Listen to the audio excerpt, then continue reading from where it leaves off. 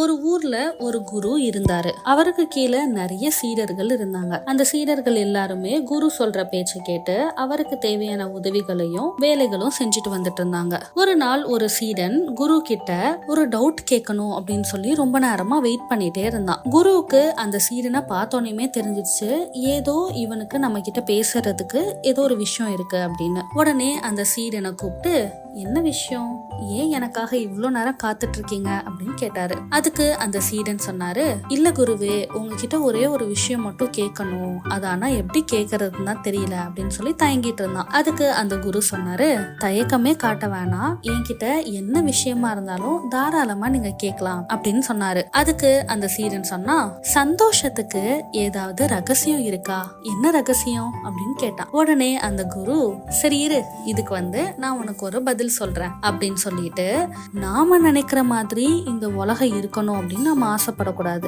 இந்த உலகம் எப்படி இருக்கோ அதையே நம்ம அக்செப்ட் பண்ணிட்டு வாழணும். அப்படி இருந்தா நீ ரொம்ப சந்தோஷமா வாழலாம் அப்படின்னு சொன்னாரு. அந்த பதில கேட்ட உடனே அந்த சீடனுக்கு கொஞ்சம் குழப்பமா இருந்துச்சு. என்னது, இந்த உலகம் அது இருக்கிற மாதிரி அப்படியே நாம ஏத்துக்கணுமா, ஆனா அது எப்படி பண்றது அப்படின்னு கேட்டான். அதுக்கு அந்த குரு சிரிச்சுக்கிட்டே சொன்னாரு, இந்த உலகத்தை அப்படியே நீ ஏத்துக்கணும் அப்படின்னா உனக்கு நிறைய புரிதல் இருக்கணும். அதுக்கப்புறம் உனக்கு பற்று இருக்கிற எல்லா பொருட்கள் மேலேயுமே ஆசையை விட்டுட்டு நீ நீயா இருக்கணும். அது போக உனக்கு ஏதாவது நடந்துச்சு அப்படின்னா அதை நீ அக்செப்ட் பண்ணிக்கணும் அப்படின்னு சொன்னாரு. உடனே அந்த சீடன் சொன்னா, ஓ, இதுதான் சந்தோஷத்துக்கான வழியா, நான் கூட வேற ஏதோ பதில் இருக்கு அப்படின்னு நினைச்சிட்டு இருந்தேன்.